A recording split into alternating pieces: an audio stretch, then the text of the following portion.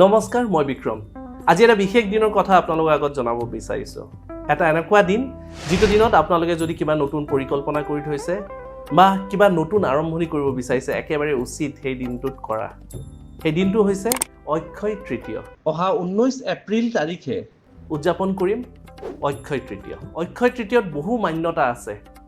সেই দিনটো মাংগলিক দিন হিচাপে ধৰা যায়। কোনো ধৰণৰ সময় গণনা কৰিব নালাগে, কোনো ধৰণৰ সময়ৰ কথা নাই। সেই দিনটোৱে হৈছে মাংগলিক দিন। কিয় সেই দিনটো মাংগলিক দিন বা কি কি কাম কৰিব লাগে, কি কি নিয়ম কৰিব লাগে, সকলোবোৰ আজি জনাব বিচাৰিছোঁ। অক্ষয় তৃতীয় সেই দিনটোতে আৰম্ভ হৈছিলে সত্যযুগৰ। সেই দিনটোতে অন্নৰ সৃষ্টি হৈছিলে। সেই দিনটোতে বদ্ৰীনাথ ধামৰ দুৱাৰ খোলা যায়। সেই দিনটোতে বৃন্দাবনত থকা বাগে বিহাৰীৰ যি মন্দিৰ, শ্ৰীকৃষ্ণৰ যি মন্দিৰ, সেই মন্দিৰত গোটেই বছৰটোৰ ভিতৰত এটা দিন দুৱাৰ মুকলি কৰে চৰণ দৰ্শন কৰিবলৈ, শ্ৰীকৃষ্ণৰ চৰণ দৰ্শন কৰিবলৈ। সেয়েহে এই দিনটোৰ বহুত মান্যতা আছে। আমি যদি এই দিনটোত ভালকৈ কিছুমান কাম কৰোঁ, কিছু নিয়ম কৰোঁ, আমাৰ আহিবলগীয়া বছৰটো আমাৰ বাবে শুভ হৈ পৰিব, আমাৰ বাবে সুখ সমৃদ্ধি ধন ঐশ্বৰ্য বৈভৱেৰে ভৰি পৰিব। এই দিনটো বিশেষ এইকাৰণে যে চন্দ্ৰ আৰু সূৰ্য ই উত্তম স্থিতিত থাকে, আৰু যেতিয়াই সূৰ্য আৰু চন্দ্ৰ উত্তম স্থিতিত থাকে সেইটো উত্তম দিন হৈ পৰে। সেইদিনা আমি মা শ্ৰী লক্ষ্মীক আমি আৰাধনা কৰিব পাৰোঁ, ধন কুবেৰক আৰাধনা কৰিব পাৰোঁ। আমি সেইদিনাখন বগা ফুলেৰে আমি পূজা অৰ্চনা কৰা দৰকাৰ। ৰাতিপুৱা উঠি শীতল পানীৰে আমি স্নান কৰাটো দৰকাৰ। সন্ধিয়াৰ সময়ত আমি বগা মিঠাই, বগা সাজ পোছাক পৰিধান কৰি সেইদিনাখন আমি পূজা অৰ্চনা কৰিব পাৰোঁ। আৰু যিহেতুকে মান্যতা আছে যে মা লক্ষ্মীৰ পূজা অকলে কৰা নহয়, হয়তো শ্ৰী গণেশৰ লগত কৰা হয় নাইবা বিষ্ণুজীৰ লগত কৰা হয়। সেয়েহে সেইদিনাখন আমি মা লক্ষ্মীৰ পূজা অৰ্চনাৰ লগতে বিষ্ণুজীৰ পূজা অৰ্চনা আমি কৰিব পাৰোঁ। অক্ষয় তৃতীয় এই বিশেষ দিনটোত আপোনালোকে সোণ ক্ৰয় কৰিব পাৰে।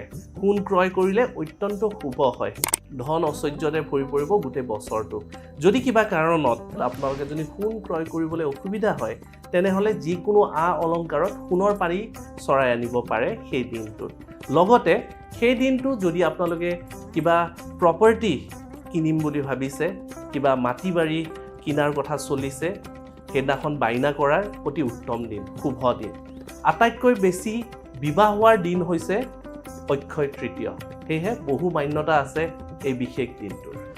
এই দিনটোতে যিধৰণে মই কৈ গৈছোঁ যে অন্নৰ সৃষ্টি হৈছিলে, সেয়েহে এই দিনটোত আমি আমাৰ খেতিয়ক বন্ধুসকলক আমি ধন্যবাদ কৰাৰ দিন। লগতে অক্ষয় তৃতীয় এই বিশেষ দিনটোত আপোনালোকে দান কৰিব পাৰে। দান কৰা অতি উত্তম। যিকোনো দানেই আপোনালোকৰ বাবে শুভ হ'ব। আপোনালোকে বস্ত্ৰ দান কৰিব পাৰে, খাদ্য দান কৰিব পাৰে, আপোনালোকে পানীও দিব পাৰে। এই দিনটোত আপোনালোকে যি দানেই কৰক, প্ৰথমতে দান কৰিব, তাৰপিছত ক্ৰয় কৰাৰ কথা ভাবিব।